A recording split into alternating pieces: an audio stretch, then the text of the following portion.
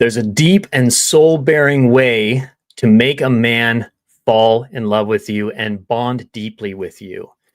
And what if the way to get him to bond with you wasn't to have a super powerful, vulnerable, intimate conversation with him, but simply to go bowling with him or to have a walk on a park?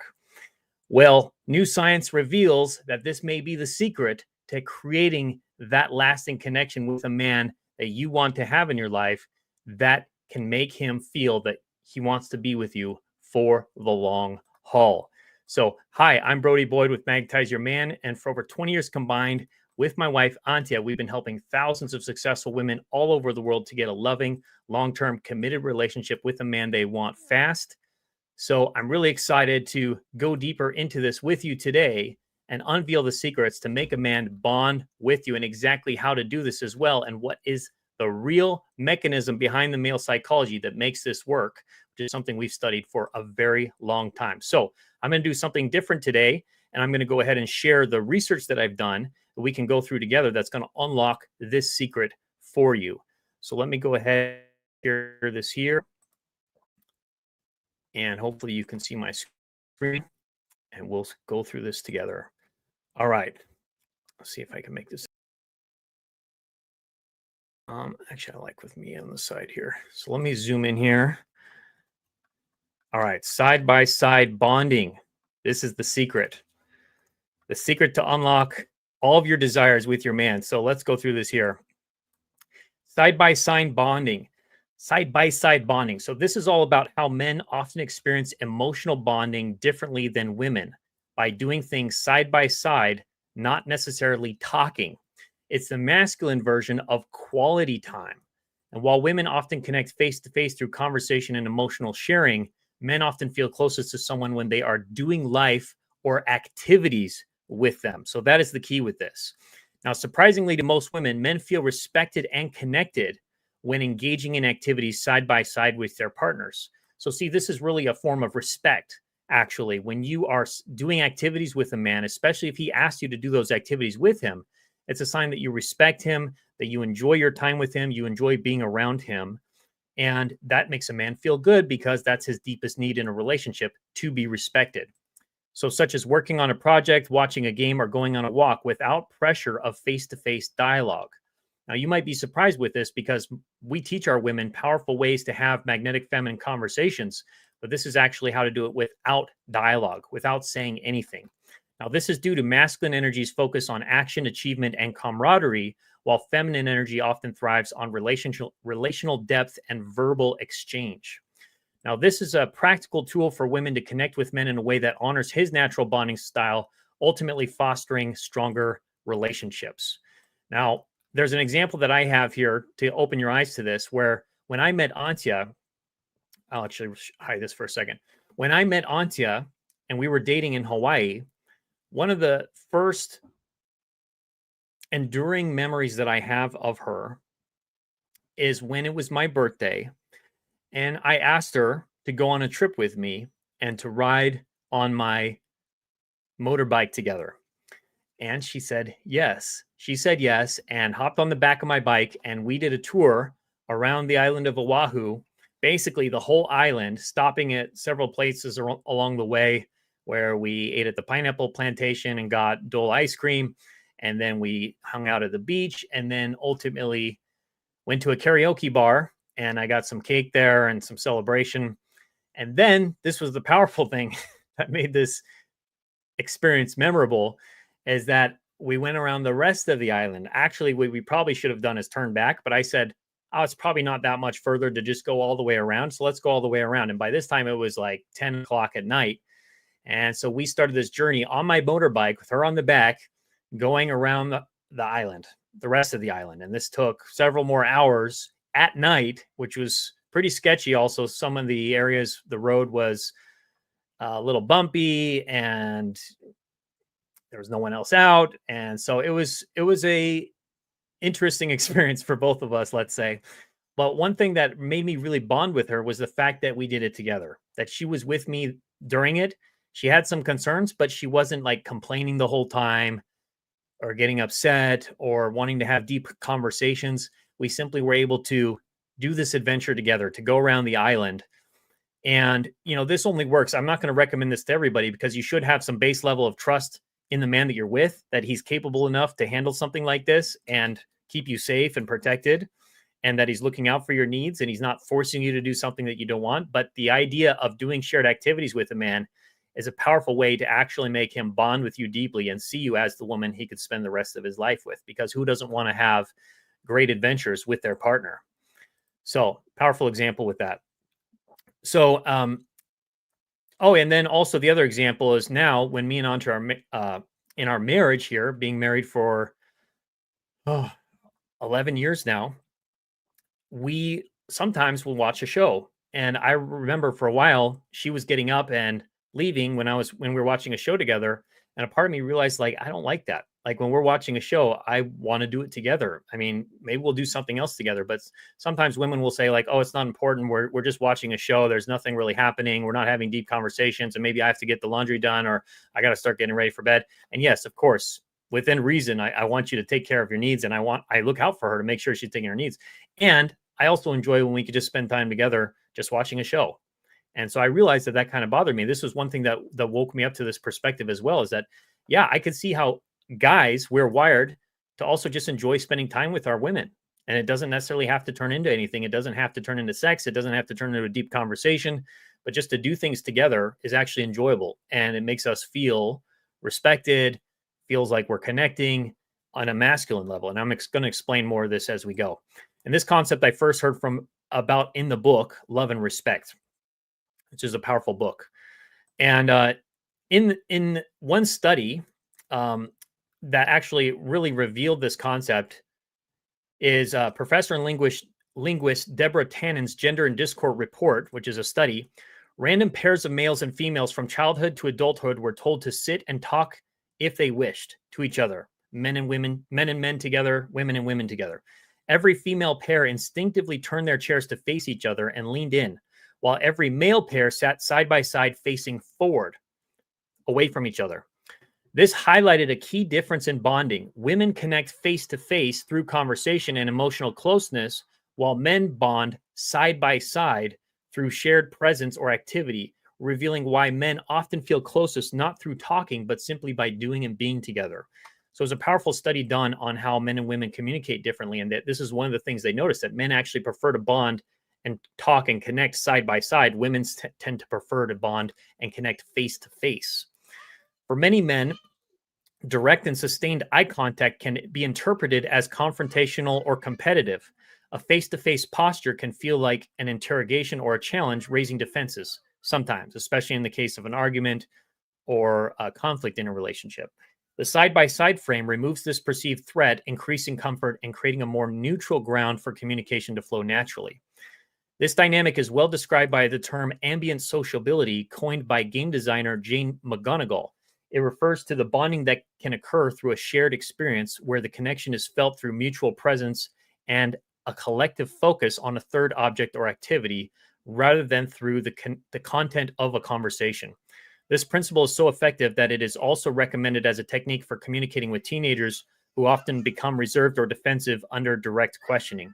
So the idea here is oftentimes it can take the pressure off of a man. It can take the pressure off of your relationship when rather than you both talking face to face and confronting an issue like that you're a team side by side confronting the issue together, or interacting with a third object or a third party, which is where sometimes couples counseling can have value. But more importantly in this concept is the idea of a third experience, something you're doing together, something you're working through together as a team, rather than confronting each other head on directly, which can sometimes raise defenses and cause some resistance. Now, understanding this dynamic reframes the act of participating in a partner's hobby. It is not merely a passive concession, but a strategic act of creating psychological safety. By initiating a side-by-side activity, doing something together, you can consciously lower the perceived threat level of the interaction, thereby proactively building an environment where connection can flourish on his side, thereby making him more likely to engage conversation with you that can deepen the connection on your side.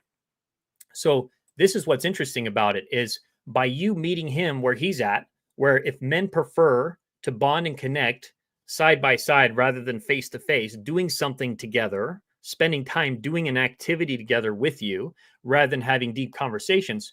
Well, if you meet him there and communicate side by side, I'll hide this for now. If you meet him there and communicate side by side and do activities side by side, I won't say communicate, but do activities side by side, paradoxically, this makes him more likely to want to engage you in conversation. He's feeling deeply connected to you. He's feeling bonded to you. And now he wants to connect more in different ways. He may want to be more vulnerable with you. He may want to open up simply because the fact that you are connecting side by side, you're doing something together that he enjoys, hopefully that you enjoy as well, that allows him to bond with you from his masculine way of bonding that's different than yours, and thereby feel more connected and want to open up in different ways verbally. That's a powerful thing to get and to understand, that this could be the gateway for you actually having the deep verbal connection and emotional connection that you want with him. Now let's go deeper. The science behind it. Now, part of the reason why this happens with a man is because the differences in neurological bonding. So men and women process bonding differently due to brain structure. Men's brains are often prioritized task-oriented activities, dopamine-driven, while women's brains are wired for relational bonding, oxytocin-driven. Side-by-side bonding activates dopamine in men, fostering a sense of connection without verbal pressure. Neurologist Dr. Luanne Brizendine explains in the male brain that the male brain has fewer mirror neurons than the female brain, meaning less innate attunement to facial expressions and emotional nuance and more focus on action, doing, and problem solving. The corpus callosum connecting both hemispheres is more active in women, which may explain women's stronger verbal emotional processing and men's weaker, we might say, verbal emotional processing. A 2017 study in Neuroscience and Behavioral Reviews, Carter and Porges, highlighted that men release more dopamine during task-oriented activities while women release more oxytocin during emotional exchanges. This explains why men feel bonded during activities rather than conversations. Often called the bonding hormone, oxytocin is central to a female's sociality.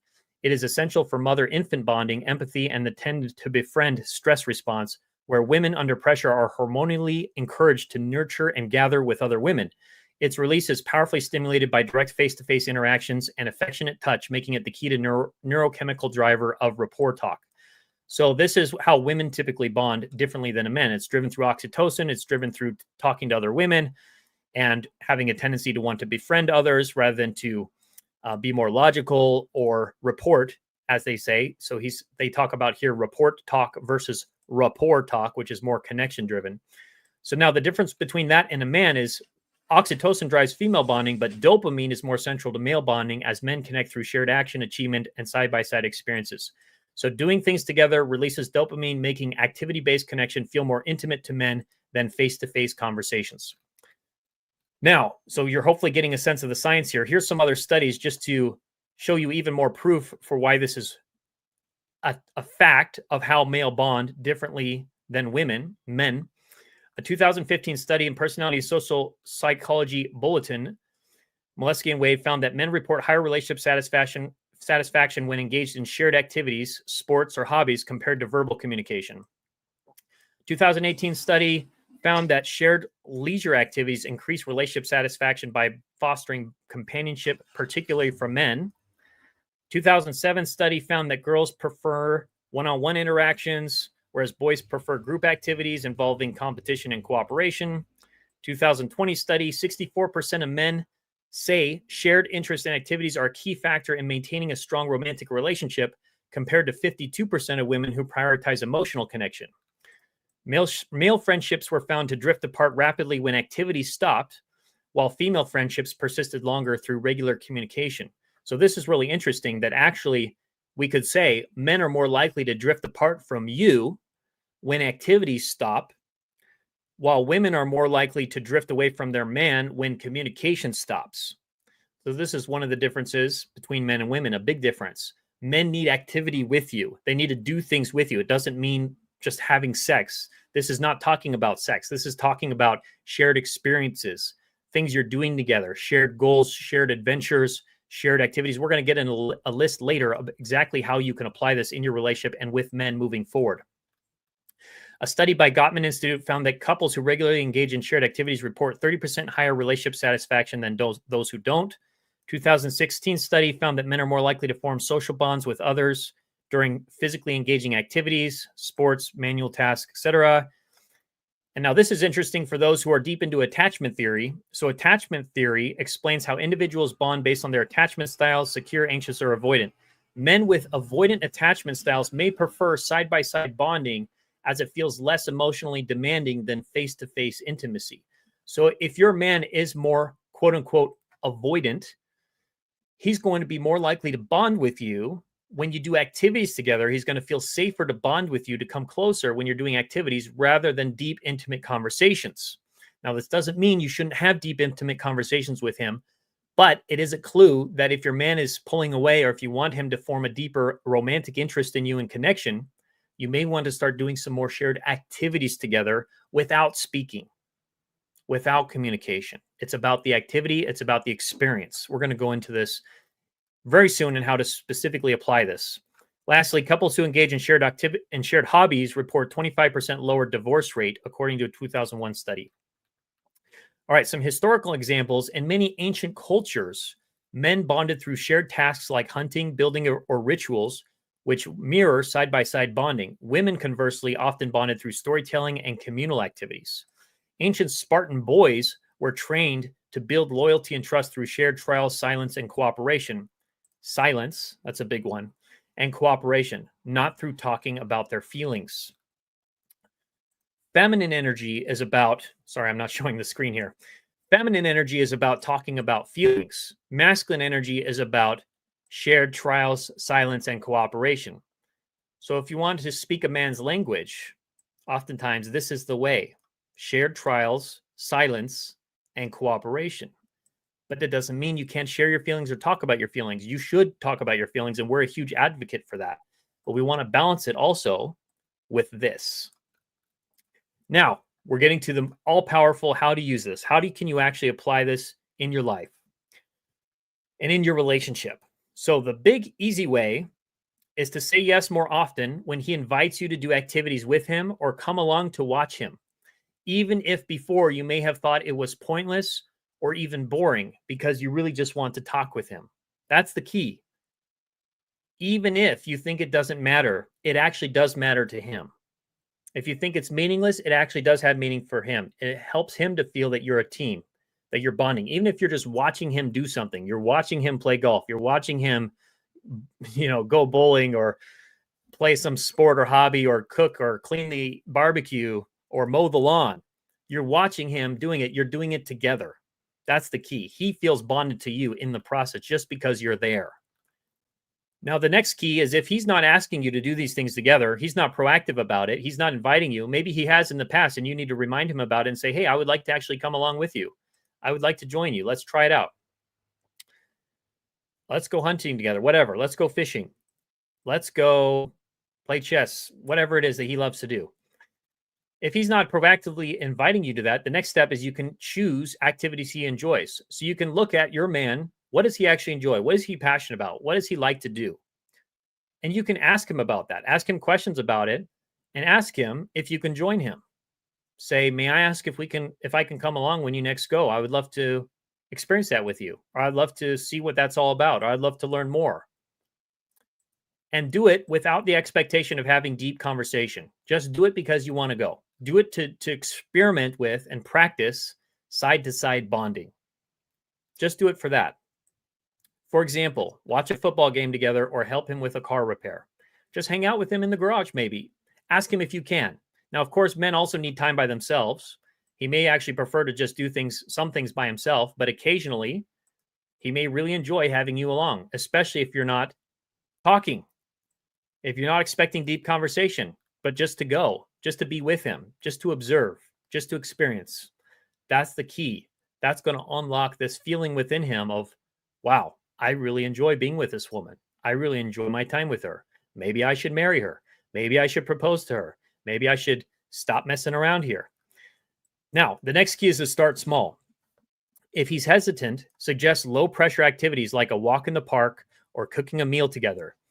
This is a, oh, I don't know why that's in there.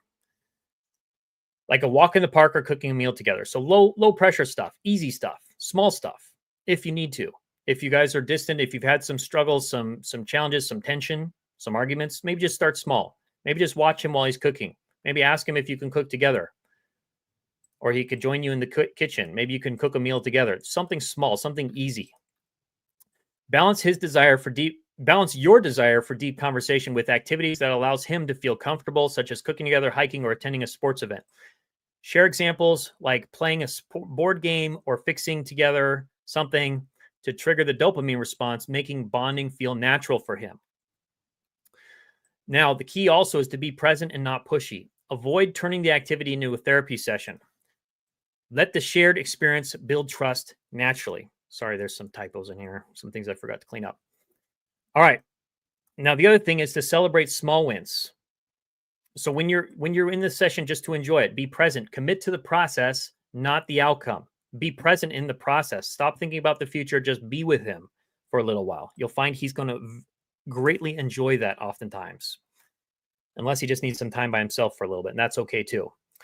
Celebrate small wins. Acknowledge his effort during the activity. You're so good at this. To show respect, tapping into the love-respect cycle. So you can appreciate him. You can share your feelings as you're doing the activity. That's okay. Wow, this is so fun, or this is interesting, if it's authentic for you.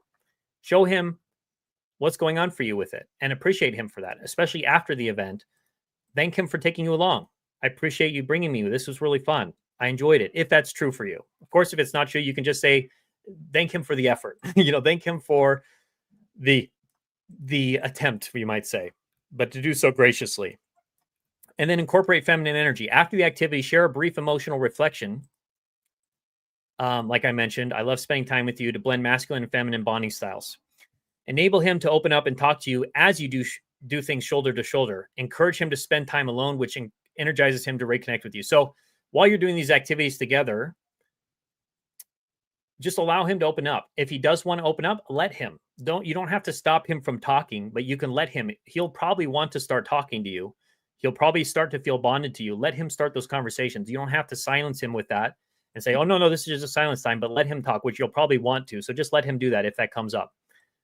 And also don't denounce his side-by-side activities that he wants to do with his male friends to get him to spend more face-to-face time with you. So respect his friendships also, and he will be more likely to want to join you and have you join him with his other activities side-by-side.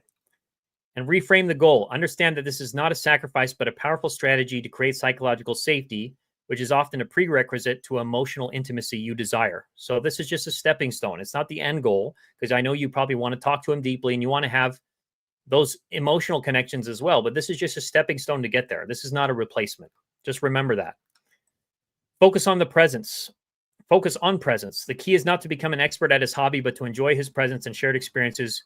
Your engagement with him during the activity is more important than your engagement with the activity itself.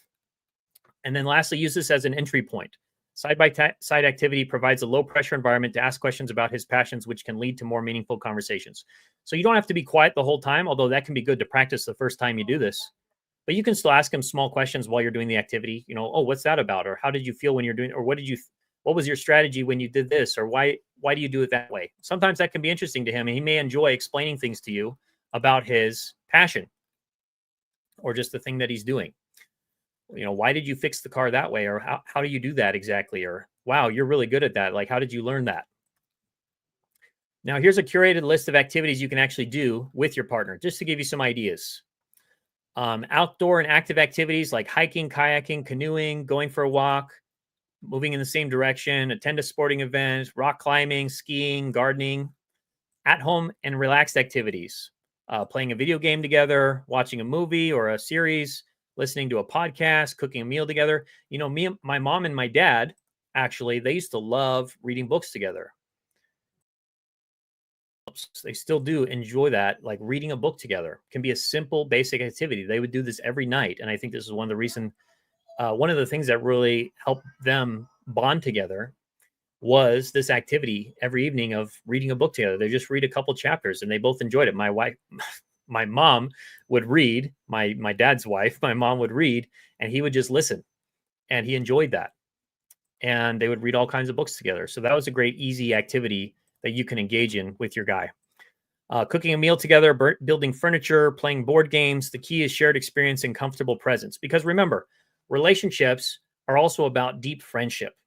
You want to have a friendship with your man, okay? You don't want to just always have this passionate chemistry and sex. You also want to be able to just enjoy your time together, to bond as friends, which is like the glue that will help your relationship stick, because polarity is very important in the masculine feminine difference. That creates that attraction, that creates that chemistry. You also want to be friends at the end of the day. You also want to enjoy each other's company. This will really help with that.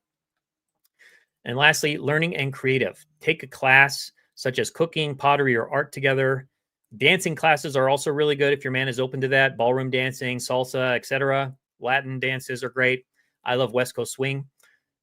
Visiting a museum. You can build a museum as well together. That's a great project.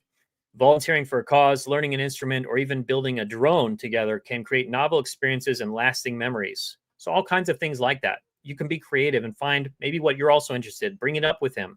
Say, would you be interested in doing something like that together? Would you like to go to a cooking class sometime? Or I would love to go to a cooking class sometime. Can I ask what you think about that? It's a great way to bring it up to him and see what he thinks. And if he decides to do it, he may really enjoy it as well.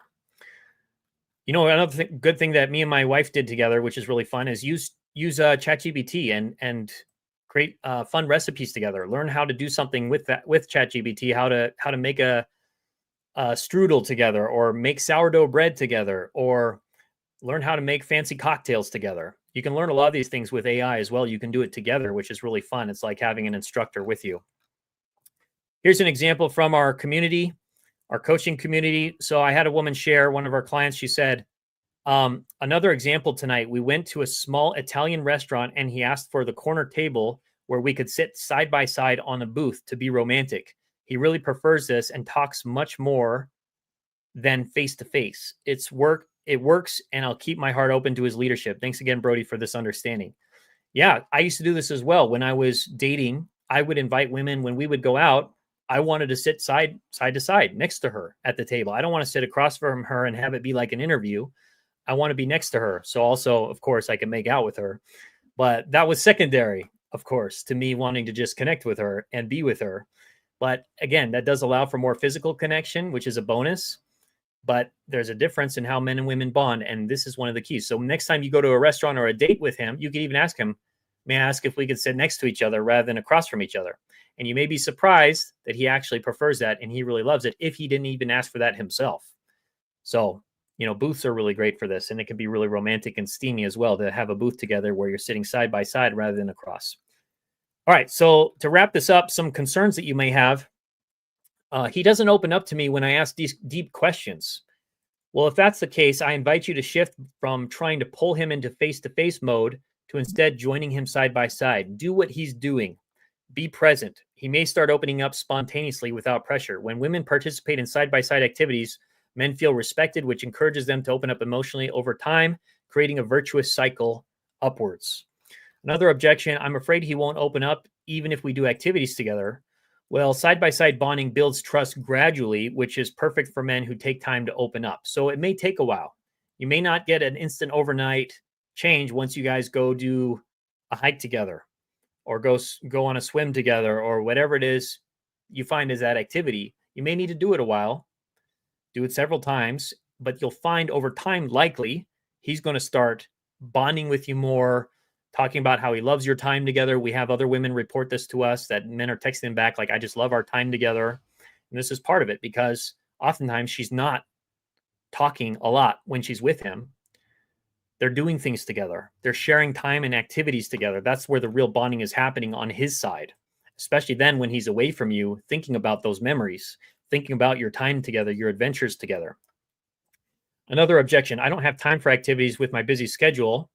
Well, even 30 minutes a week, like a quick walk, can make a big difference. So you can start small again, if that's the case. Another objection, why should I cater to all of his needs? This is all about him. This is all about men, what they want. What about me? What about what I want? I want to bond with him emotionally. Well, once you understand this difference between men and women, this is what allows you to get your needs met as well. because it's about you becoming bilingual. You're learning how men think, what men want, how they communicate, how they are wired differently than you.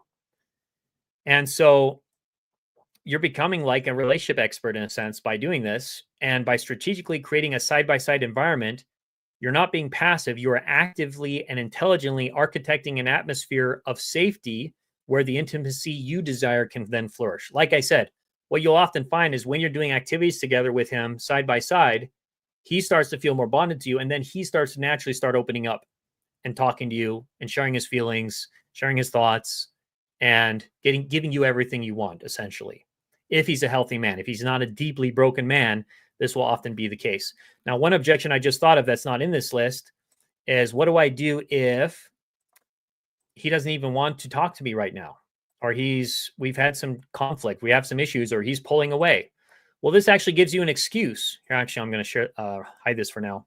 This actually gives you an excuse to reach out to him potentially. This gives you an excuse to create a connection, because what you can do is you can ask him respectfully for your request to do something together. So you can say to him something like this. Send him a text such as, hey, I was thinking about you today, or thinking about you the other day, and realizing that I would love to do something fun with you sometime, just together, and not even to talk while we do it, but just to like spend time together and enjoy an experience such as a hike, or, think about what he loves. What are some activities that he may love, or some passions that go to a football game, go to a baseball game. I was curious if you have any thoughts about that. And then just let that sit. Just put it out there. You're vulnerably putting a request out there, detached from the outcome, using feminine communication. So it's okay. It's not masculine energy. You're not initiating. You're simply putting your desire out there, detached, open, and asking him for help, essentially, asking what he thinks. Now, the other thing is, when it comes up, you can just share with him some things you're doing that you love. Like, I just went on a walk today. I love being out in nature. Can I ask if you would ever like to do that? Or can I ask if you have any hiking places that you love or would enjoy? So sometimes you can bring up hobbies and activities that you're already doing and ask him about activities he enjoys. So this can be more in the early dating stages with a man. What hobbies or activities do you enjoy? And then likely what you'll find often is, when you're asking a man about his passions and sharing your own, it creates a doorway for him to invite you, for him to say, I actually love hiking, or I love doing this and that. And I'm actually doing it this weekend. Would you like to join? Would you like to come along? It gives him a gateway to invite you. When you ask him if he has any fun plans for the weekend, if he has any fun plans for a holiday that's coming up, or for the summer, what he loves to do for fun, any passions that he has, ask him about those things. He'll open up. People tend to like to talk about things they're passionate about by definition, even men. And then he'll probably invite you to that. He may invite you to that. So that's another approach that you can take. Or just simply ask him and say, may I ask if we could do something fun this weekend? It's another way. It's another entry point. And then let him decide what that would be. Something fun sounds like an activity. It doesn't sound like we're just going to hook up and have sex. It sounds like something fun to do, and let him suggest something if he does. If not, detach from the outcome. And I recommend only sending those texts when you're okay if you don't get a response. That means you're truly committed to the process and detached from the outcome in your feminine energy. So that's another technique to use. So hope this was helpful. Now I'm going to open it up for questions in just a second. So if you have questions about anything that we covered here and how it relates to your dating life, to your relationship, to a specific situation, go ahead and post that in the comments or comments below now, depending on where you're watching this, Facebook or YouTube, etc. And also, for those who would like to go deeper with this, I highly recommend, if you haven't taken it already, our free Magnetize Your Man quiz, where you can learn the advanced principles on how to draw a man to you, how to make him fall in love, how to make him crave you, because this is just the tip of the iceberg. This is just one aspect of the whole catalog of techniques that we have, and specific ways you can communicate with him when you do feminine communication that opens him up and makes him melt. So if you'd like to get that, go to our website, magnetizeyourman.com, or you can click the link in the description or comments below, and you can get free access to that recommendation right away in our free quiz. So I highly recommend that if you haven't. And let's go ahead and start answering some questions here before we wrap this up for today. So we have Connie said hello. Welcome, Connie. Joanne said, hi, I am in a grief process after a loss of a husband. Sorry to hear that, Joanne. I miss those simple moments of togetherness. I'm finding it hard to understand dating after 27 years of being with a real man. The loneliness is difficult. I appreciate you and the knowledge and advice you are sharing. I am dating someone who is not good at communicating, but is happy, glad to laugh and joke. I don't know how to take this as he can be very affectionate. I'm trying to move forward in life, just struggling. Thank you. Yeah, so you're dating someone who's not good at communicating, but is happy, glad to laugh and joke. I don't know how to take this as he can be very affectionate. Um, so I'm not exactly sure what your question here is, Joanne, how to take this. Yeah, it sounds like this man is enjoying his time with you for the most part. He may not be good at communicating like we talked about. Men prefer to do things rather than talk about things. They do want to know what's going on for you because they want to make you happy. So they are open to hearing your feelings, and they want to know your desires and how they can win with you and create a great relationship.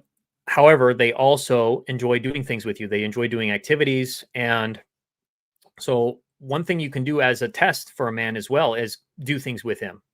So why don't you try this out, Joanne? Try what I talked to you about today and actually ask him to go on an activity together. You said he loves to laugh and joke. Maybe go to a comedy club together. Ask him if you'd like to go to a comedy club sometime. And this is how you'd phrase it. You would say, hey, I was thinking about our last conversation and, how you always make me laugh and I enjoy our time together. And I was curious if you would ever like to, or I was feeling it may be fun to go to a comedy club sometime. May I ask what you think about that? So you're just putting your desire out there. You're putting your request out there and letting it sit. So you can word that for yourself and what feels right for you, but that would be the basic idea. And then try it out, see how it goes, see what he suggests. And maybe it's not a comedy club, but maybe if you guys spend time together, depending on what stage you're at in the relationship, you may just watch a comedy show together. And maybe you suggest that. Hey, I was curious if this Sunday we could just relax and maybe watch like a comedy show. Can I ask what you think about that? And then see what he says. He may say, that sounds awesome. Yeah, I would love to do that. And then you watch the comedy show together and you don't talk and just enjoy and see what happens. See how he starts to open up potentially and ask you questions and want to connect afterwards. But it's a good way to also get to know this man better. It's better if you do activities together because it's also a test of what kind of man this is and you get to learn more about him. You often will learn more about people through shared activities rather than just talking because people can lie and they can say all kinds of things that they think you want to hear. Men especially, I would say, who want to get in your pants. But it's different when you get to look at his actions. How does he show up when you guys handle some kind of problem together? Maybe you're together out on a drive and the car breaks down. Or you're walking on the street and a homeless person is approaching you who seems kind of dangerous. What does he do? Does he freak out? Does he stand in between you and that person? Does he want to protect you, or is he asking you to protect him? Is he standing behind you and using you as a human shield? This will reveal a lot of who this guy is through those shared activities and experiences, more so than just endless conversations. So I would recommend trying that out, Joanne, and then reporting back to me how you feel about him then.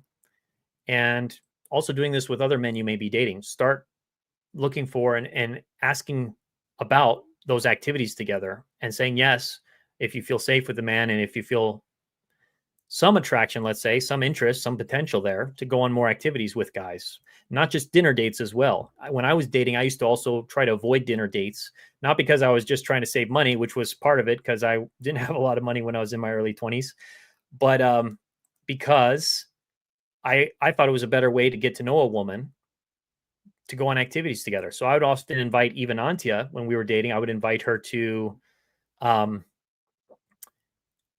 what did we do together? We'd go to art shows together, art galleries, museums, go on the beach.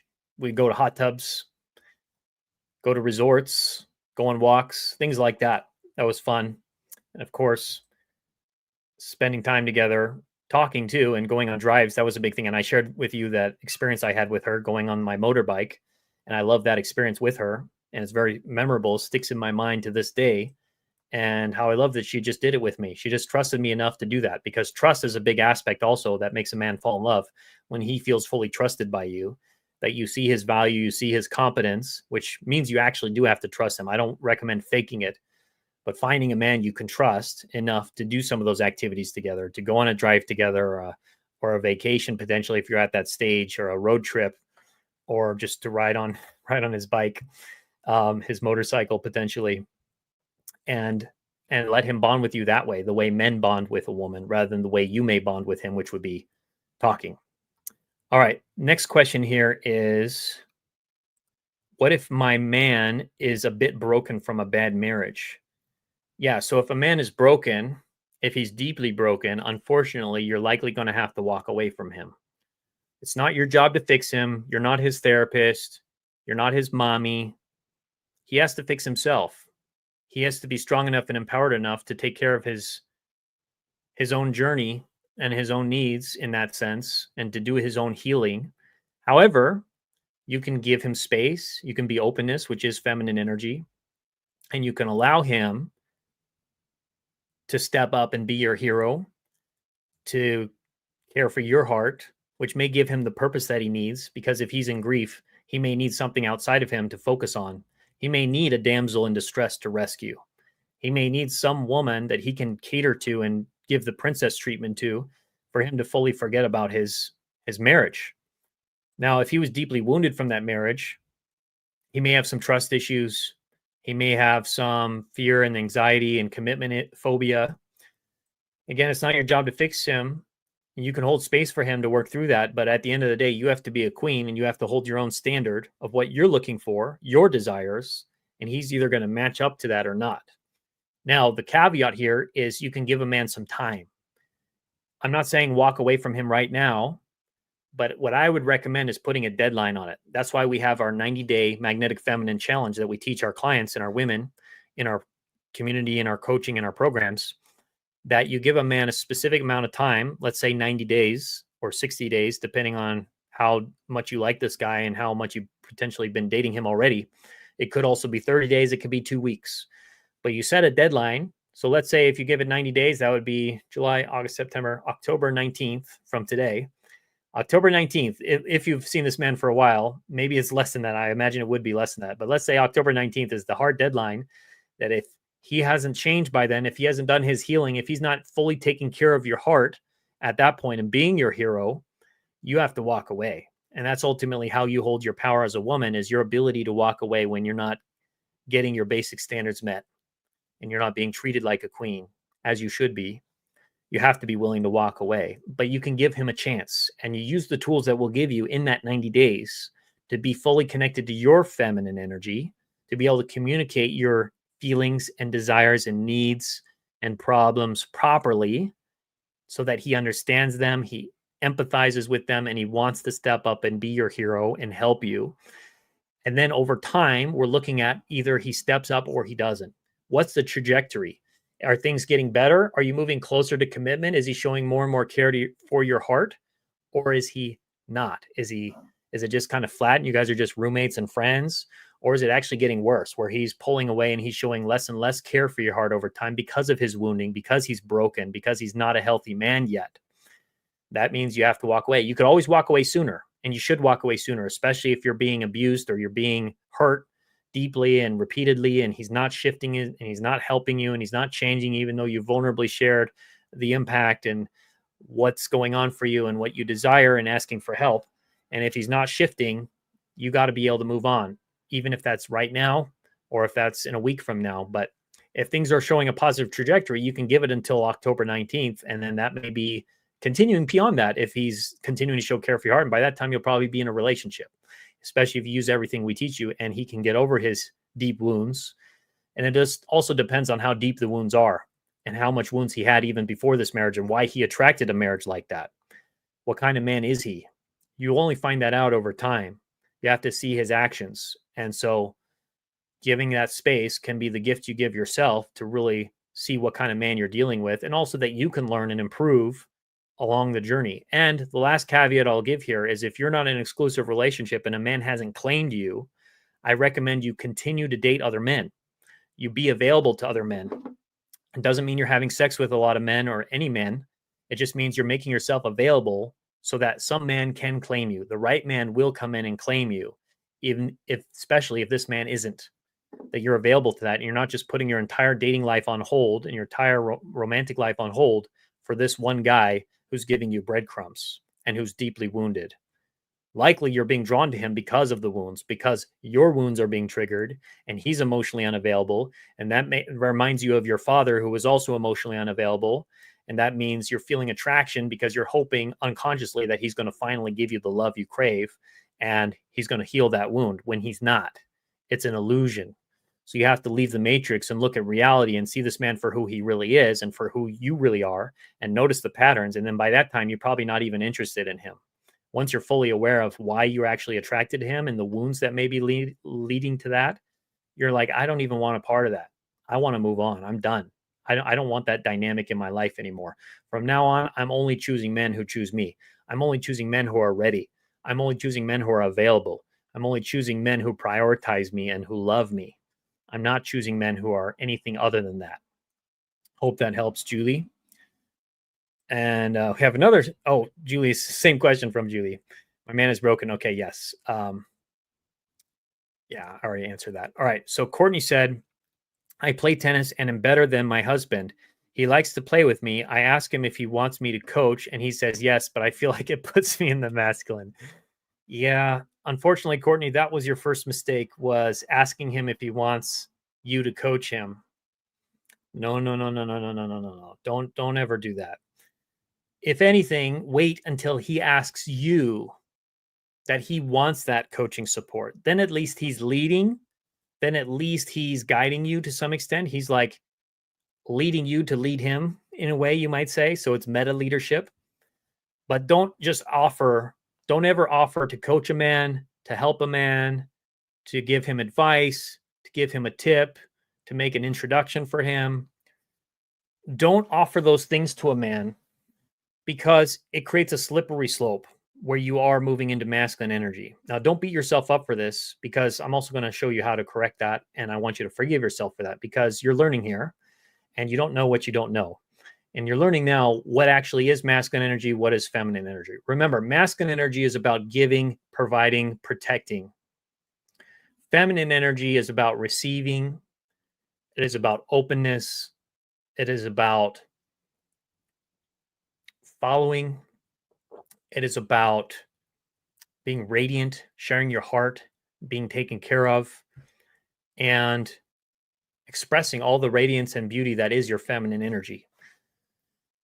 And so neither is less valuable than the other. They're both equally valuable. They're just different. They're different roles. They're different energies, just like in a dance. One is leading and one is following. It's beautiful. That's why we like to watch partner dances. It's beautiful energy that happens there. And now the key here is if a man is really struggling with something and he's in pain, you can offer in a very gentle, indirect way. You can say something like, may I ask if you'd like me to do something? Or that's like a very vague way. Like, may I ask if you'd like me to do something? Or you can just say something like, I know you're struggling with this. I see that you're struggling with this and I don't know what to do. Or may I ask if there's something you would like me to do about that? Or may I ask if there's something you would like me to do in regards to that? Something like that. I prefer actually the phrase that I said before. I noticed this and I'm not sure what to do. Because that creates a opening. That creates a vagueness that allows him to step in and take leadership. So then he can say, yeah, I mean, I would love if you could help me with this. I would love if you can show me how to do this. Or I know you're really good at this. Like, can you give me some tips? And then he's leading you at least. So he's taking leadership. And that's only if you notice a man is really struggling to the point where he's like in pain and it's really tough for you to see him in pain. And you just simply offer this vague sort of suggestion, like, would you like some help with this? And then if he says yes, and it feels good to you, that's actually okay still. It's okay to then help him, to give him advice, to even coach him, like you said, in this dynamic. However, the caveat with that is if it feels good to you. And secondly, if you look at the overall relationship dynamic. So now we have to look at the overall relationship dynamic and say, okay, well, you're helping him in this way. You're helping him with his tennis skills and you're coaching him with tennis. That may be okay. You may still maintain polarity if in the rest of the relationship, he's being the man for you. He's providing for you. He's giving more to you than you are to him. Because oftentimes what we'll find is a lot of women are giving to their man, not just in the one area, but in all the other areas too. Because there's this old phrase, how you do one thing is how you do everything. And if you're coaching him in tennis, well, you're probably also splitting the bill with him at dinner, or you are giving him advice when it comes to a work situation or with his relationship with his mom, or you are cooking him dinner, or you are washing his socks, or you are giving him a lot of sexual favors or sex stuff, or you like lap dances or whatever, or you are just trying to meet his needs in other ways, to make him happy in other ways. And now that the polarity is clearly shifted in the wrong direction. You're clearly in the masculine role and he's clearly in the feminine role, feminine energy. And now you have a polarity issue. Now you have a situation likely that's going to lead to resentment. It's going to lead to resentment likely on both sides, on your side and on his side, because you're going to feel like I'm giving all this stuff to him. I'm doing all this for him. And the least he could do to me, the least he could do for me is to commit to me or to, share his feelings with me or spend more time with me or send me a text every day. And so you'll start to get resentful. He'll start to get resentful because he'll start to feel that his role has been taken away from him, that you see him as weak, or that he's being controlled by you in some way, or he's being mothered by you in some way, and that you're actually becoming a little bit manipulative and overbearing in that. And he's lost his freedom. He's lost his ability to be an empowered man. And he's lost connection to his masculine core, which ultimately that's what's going to lead to the resentment. He's lost his masculine core, and now he feels like he has no meaning. He has no purpose. And a man needs a meaning and he needs a purpose to be happy. He needs to have something to live for. Like what William Wallace said, every man dies, but not every man really lives, from the movie Braveheart. Not every man really lives. Not every man has a purpose that he's living for. So you can become that purpose for him by allowing him to give to you. So maybe you're coaching tennis for him, but then now you start to ask him for help in other areas that he can give to you. Ask him for help with your car. Ask him for help with your computer. Ask him for your help with your finances. Ask him for help with anything that he's good at, anything that he has a skill or an expertise. Ask him for his opinion, his advice, his help. Problems around the house. These tend to be things that guys are good at. So ask him for help with those things that he can help you with. And now you can start to steer the ship in a new direction of passion, polarity, chemistry, love, devotion, desire. And you can start to submit and follow into your feminine. And then he could start to step up and be the man and protect you and provide and lead and be your hero and solve problems for you and feel empowered and make you feel like a princess and like a queen and like a woman.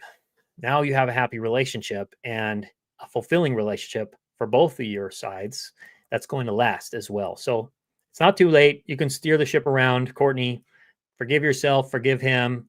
And there's that old saying, when you find yourself in a hole, stop digging. So I hope that helps and give you some perspective with that and what you can do now moving forward. And we can definitely help you to go deeper with that and give you the advanced principles as well, because this is just the tip of the iceberg. This is just where it starts. All right. And so Travell said, do you think a man will pull away 2 times for 2 weeks at a time in a span of 4 months and keep a woman at arm's length because of a barrier like staying with family at the age of 30 plus? So what I'm interpreting from this is that your man may be still living with his parents and maybe he feels some shame around that. Maybe he has some challenge with that he does because he's told you, and he has some financial struggle and he's not feeling very masculine. And could that cause him to pull away for weeks at a time, potentially? The short answer is yes. If a man is feeling disconnected from his masculine core if he feels a lack of purpose as a man because his career hasn't taken off yet, or he's financially dependent on someone else, or he is struggling in some area to a significant degree, he can feel weakened. He can feel like his cup is empty. He has nothing left to give you because he doesn't even have his own life put together. So, how is he supposed to be a man for you? How is he supposed to step up and lead you and provide for you? Well, he likely doesn't. He feels his tank is empty. And so, what that can mean is he feels the need to pull away, to spend more time in his bear cave to figure it out, to get to that point of being full again, to having capacity. Now, of course, you can give him that purpose to some extent, especially if you're in your feminine energy, because the law of polarity states that opposite energies attract, meaning you just have to be more feminine than he is. You have to be more feminine than he is, and you create polarity. You create that attraction. So as long as you're more feminine than he is, meaning you've used what we teach you, you've joined our coaching community, ideally, you've learned advanced principles of feminine polarity, feminine communication, and you're able to really get to your feminine core in a deep way and communicate to him from that place and interact with him from that place, that you're much more feminine than he is.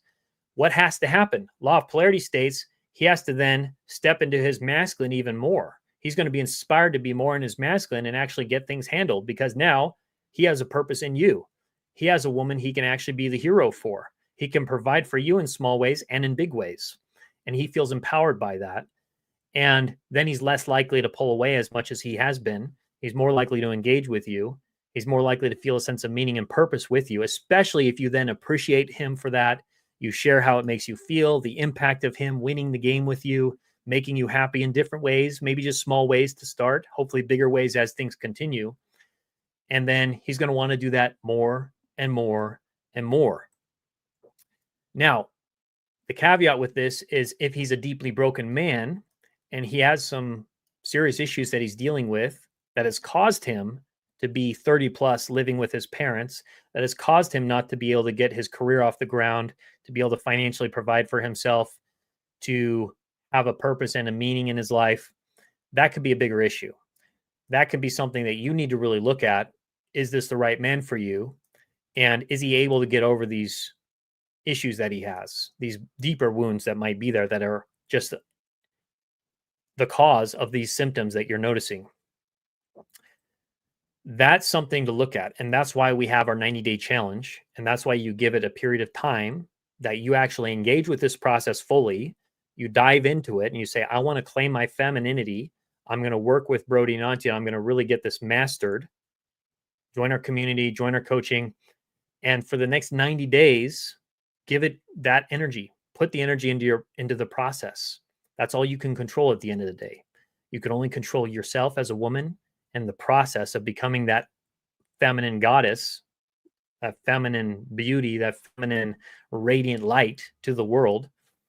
And that's all you have control over at the end of the day. And now it's up to him.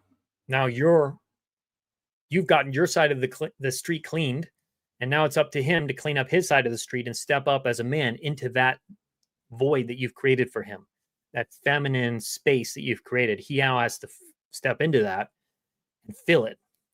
And he's either going to do that or he's not. And he may do it in small ways, and it may be a process of him getting closer and closer to that. But you have to watch for that. Now you observe his actions, you observe his words over that period of time. And if things are going on that upward trajectory, that's great. And then he may be your husband. You may get together and have a great relationship. If things don't get on the trajectory, you may end up leaving him. And you should leave him, because you don't want to stay in a situation like that that's unfulfilling to you and that you feel lonely in and feel neglected in, and put the rest of your dating life aside hoping that it's going to change when it doesn't. That's why you need to put a deadline on it and give him that chance. And you set an ultimatum with yourself. You're not setting an ultimatum with him. That would be masculine. You're setting an ultimatum with yourself and saying, this is my deadline for myself. These are my standards. These are my requirements. And if things don't change by that time, I have to get out. I have to leave. And it may be painful. It may hurt. And I may grieve for a while. but it's going to be better for me long term. And I'm going to give it that chance that hopefully he will step into that. But I'm not going to stay with a deeply broken man who can't show care from my heart, because I deserve much more than that. And I desire much more than that. And that's the standard I'm holding for myself. And sometimes that's what it takes for a man to finally step up and realize how much he actually cares about you, or how much he wants to make you happy, because he realizes that he may lose you otherwise. Unfortunately, that's the case oftentimes. We have a strong fear of missing out as human beings. And sometimes we don't really change until that becomes strong enough that we realize what we're going to lose if we don't change. And he may just need to feel that, because it's authentic, because you actually will walk away at a certain time if things haven't shifted. Hope that helps, Travel Goddess. And now Julie said 3 months they've been together. He's very good to me. So that was responding to a question earlier. Julie also said, I'm going to a car show today. He invited me to it. That's amazing. So it's a perfect example of what we talked about today. And that's a great activity, actually. And you'll find most cities, most areas have car shows. They're actually very popular. I was surprised to find out, because I'm not a big car buff myself, but they're happening oftentimes weekly. I know in our area, there's like several of them happening pretty much every week. And people just go to look at each other's cars, mostly guys and their wives, or just single dudes, but it's a lot of guys and their wives, and they go, and the women probably don't even care, but they're just there with their guys, and their guys love probably that their women are there, and getting to look at their car and getting to celebrate with them and talk to the other couples about their cars, and she's just there, like, being with him, enjoying that process because he loves it. And now he's like, well, you love what I love. You're here, and I love you. You're linked with this. That's a powerful thing that happens within the human brain. It's called the power of association. So if a man loves something in his life, if he loves cars, or if he loves fishing, or he loves boxing, or if he loves video games, even, we'll say, and then you start to engage with that as well with him in that activity, now he's associating you with that thing that he loves. He loves cars. You're with him when he's with cars. So, he must love you too. There's an association link that happens within his brain because you're there around him when he's doing something he loves. Therefore, he must love you as well. And you might think it's silly, but you'd be surprised how powerful this kind of unconscious psychology is and works in relationships. That sometimes that's the difference between a man staying with a woman and breaking up with a woman, simply because he's associated her with enough positive memories and enough positive experiences, positive things in his life, that's enough for him to give it another try, to stay with her or to propose to her. Like, that's enough for him to say, like, I can't imagine my life without you. And that was one of the things for me with Antia that I realized one day when she was sitting with me, sitting on my bed in my apartment in San Francisco.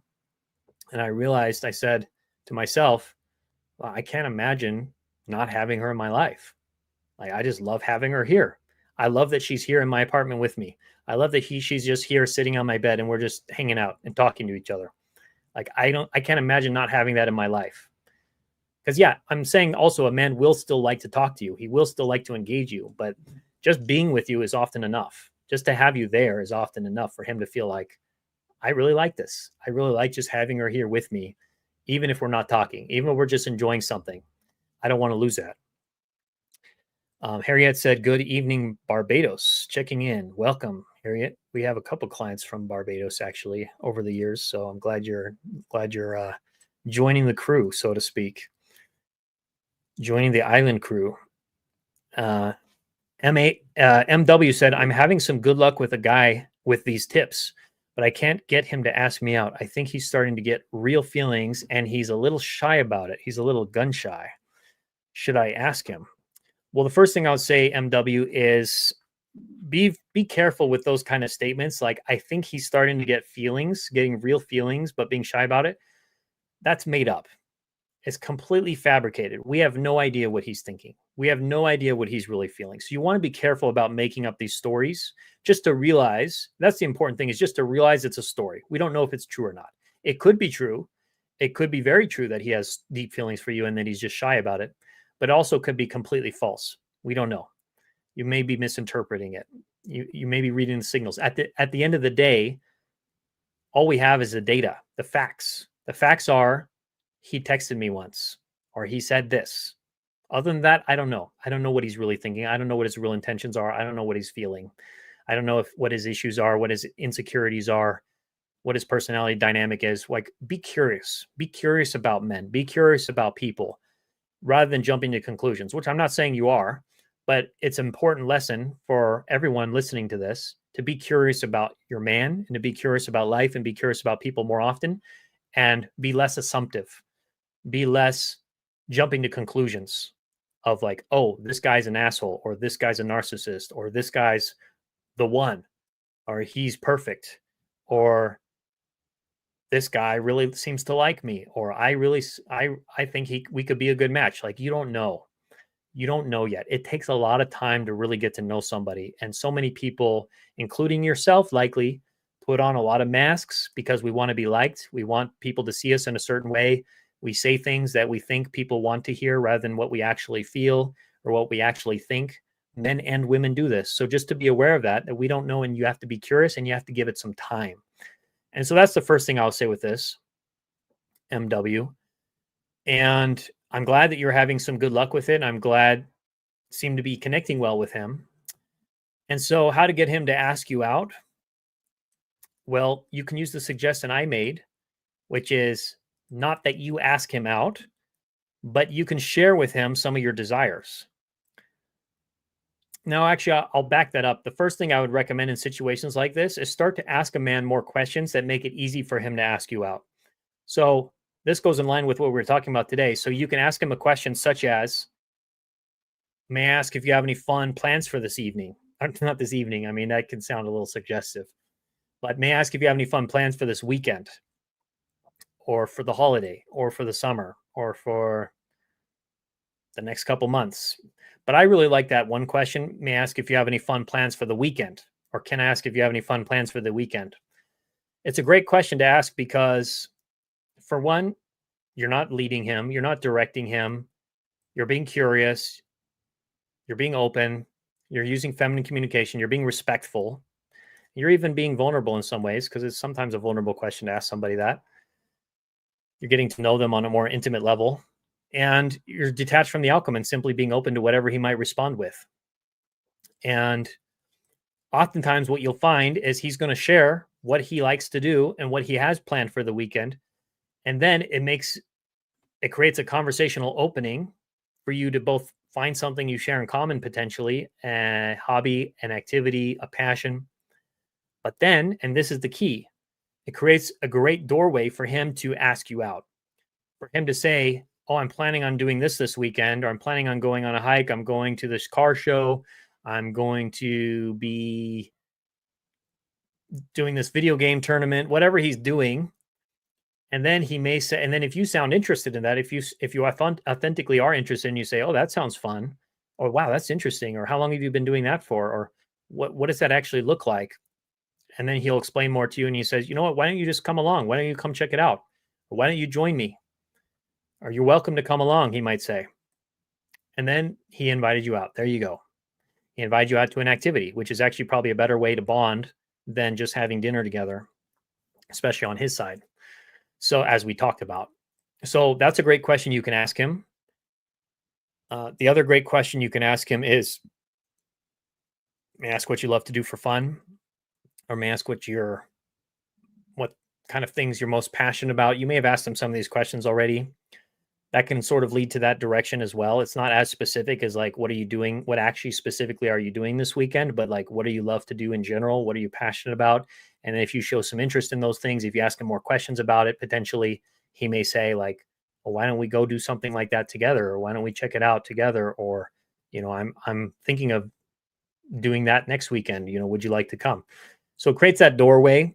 And then of course, beyond that, you could even directly ask in a more direct way. Not ask. So actually, the other thing I would recommend after that is to simply share your desire. So you can share something about what you love to do or what you're thinking about doing or what you feel would be exciting or fun. And so you can say something like, well, for one, he may ask you those same questions. So when you ask a man, what are you doing for the weekend? Or what are you most passionate about? He'll probably ask you the same questions like, well, what plans do you have for the weekend? Or what do you love to do for fun? And then that creates an opening on your end where you can share those things with him. And if he shows any interest, that's why it's also important to have a good social life, by the way, and have things that you're actually doing other than just waiting for him to text you back or whatever, that you're doing some fun things, you're doing some activities. And he'll say, well, that sounds really fun. And then you say, oh, you're welcome to join if you want, or you're welcome to come check it out if you want, or join us if you're doing it with other people. And then he could say, well, yeah, that sounds great. I would love to check it out. Or yeah, let's do it. So it creates an easy way also for you to casually invite him to something as well, to join you. And then beyond that, the last thing is you can simply state your desire. You say, oh, I noticed this weekend, I heard that there was this car show going on. I actually love cars. Have you ever thought of going to something like that? And he could talk about that. And he'd say, actually, I've never thought about that. And you say, I would love to check it out. And then he may just say, yeah, let's go together. So you're kind of giving him a hint. You're kind of giving him a clue. You're making it easy for him, especially let's say if he is a shy guy. You're making it very easy for him to ask you out. And ideally, this is based around activities using what we talked about before. Or it could be like, let's say there's a restaurant that you love. I heard this restaurant opened up, or, I was having sushi dinner the other day and I realized that's really, that's really my favorite thing. And I love to go out to eat sushi. Have you ever done, do you ever like to go out for sushi around here? And he'll probably say, yeah, I go out to sushi sometimes as well. And you say, yeah, I love that. And it's like creating the space for him to say like, yeah, let's go. Like, would you like to go out? Would you like to go get some sushi? And again, we're not putting pressure on him. That's why it's important to detach from the outcome. You're simply sharing your heart here. Think about it as you're just simply sharing your heart and you're learning about his world. And you're also sharing your heart and you're making it very easy to bridge that gap. And then if he's not bridging that gap, if he's still not asking you out, unfortunately, it's probably a sign he's not interested in you because you made it so easy for him. You've created that bridge. And if he's still not doing it over several times you've had these conversations, he's probably just not interested. And I would really let it go. And I would move on to other guys and make sure you're dating other guys and then see what happens. But I wouldn't be wasting your time with a guy who's not stepping up over time when you're using everything we teach you and you've gotten some of the advanced principles and you've transformed yourself as a woman and you've connected your feminine core. You got to move on. It's not right. He's not interested. Probably he's broken. Who knows? But he's not stepping up. And that's really all that matters at the end of the day. Joanne said, thank you so much. You're welcome. Harriet said, thank you for the shout out. Some interesting issues topic explained here. You're welcome, Harriet.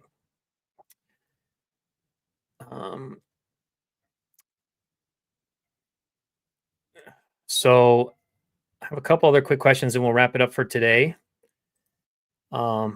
Mercedes said, I've been on some Facebook pages laughing of high value women. It looks like if you're not under 25 virgin trad wife, this won't work.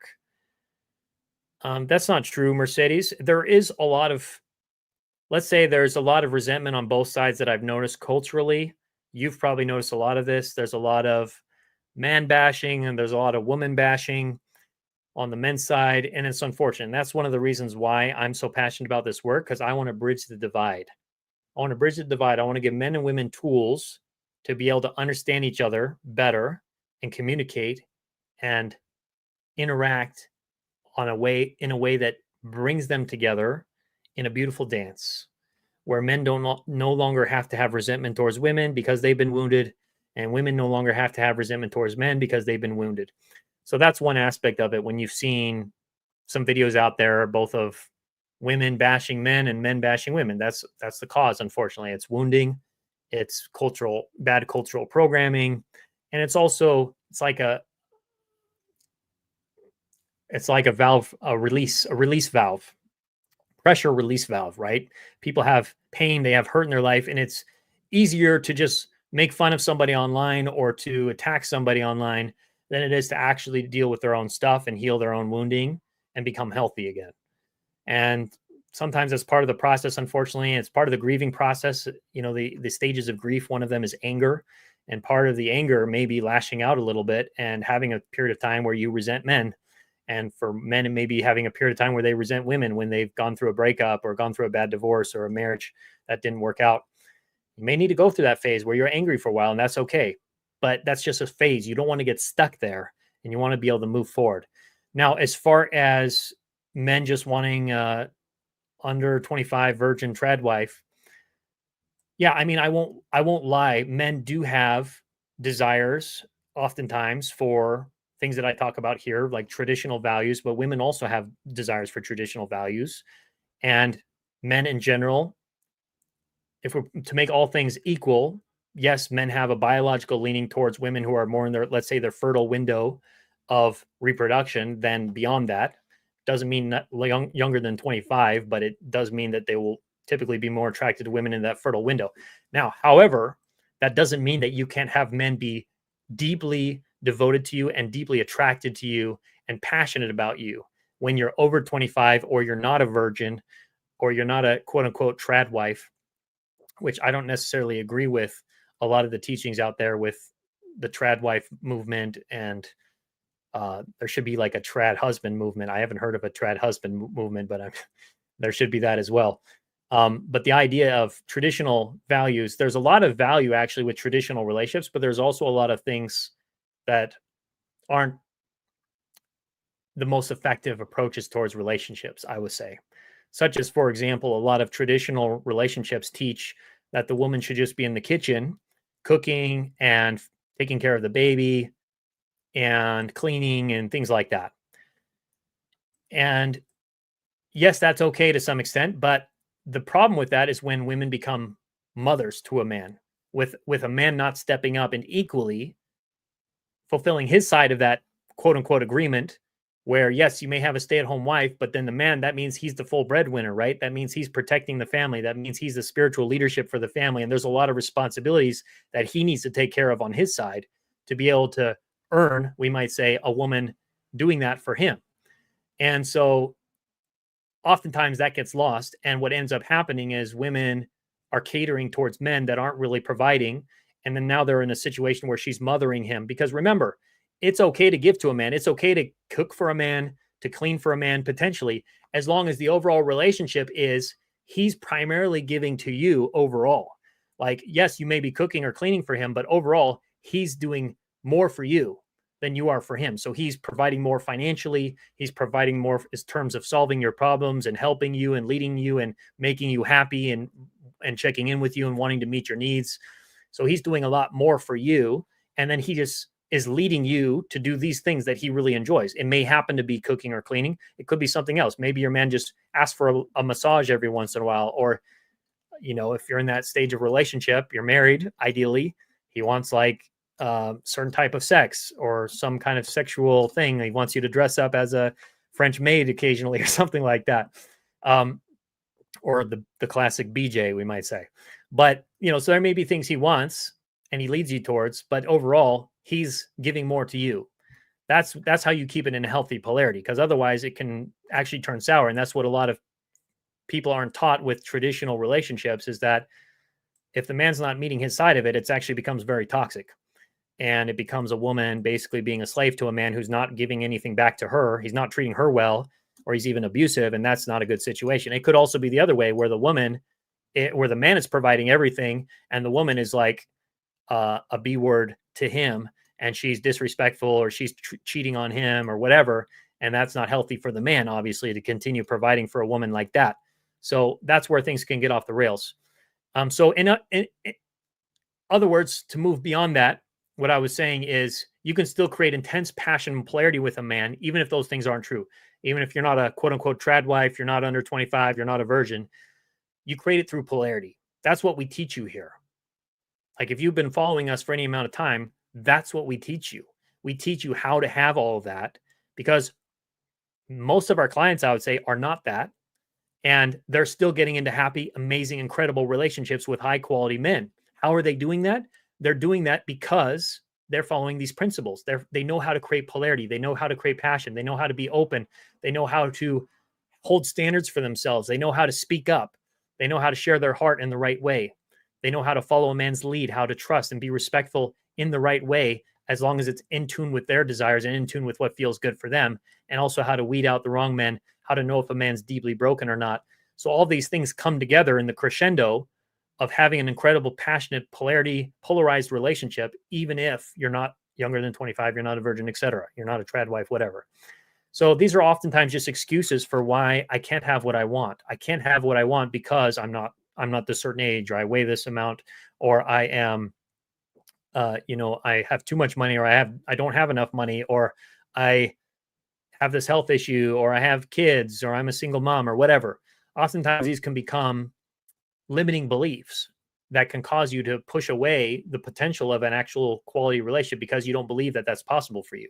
And what we want you to realize and understand for yourself as a woman, that it is possible for you. It's possible for you. It's possible.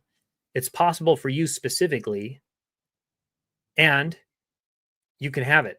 You can have it, and you will have it. And this is how. So you have to understand some techniques, and you have to tap into your feminine core, who you were at your core as a woman when you were born, that beautiful feminine heart that exists within you since the very beginning. And we'll help you tap into that. And then you can have it all. But it's a process, and it's a process of shedding some of these old wounds, shedding some of these traumas, these old limiting beliefs, so that you can have what you actually desire long term. Because what if relationships could be simple, fun, and easy? What if you could have everything that you desire? What if relationships could be exactly what I said? Fun, easy, simple. That's all possible for you. And it starts with believing that. It starts with, even in a small way, saying, well, what if it could be that way? What if it could be fun? What if it could be possible for me? What would that look like? What kind of man would I want to attract? And how could I get there? How can I follow a path to get there, to have what I want ultimately in my life? Well, this is the path. This is the way to get there.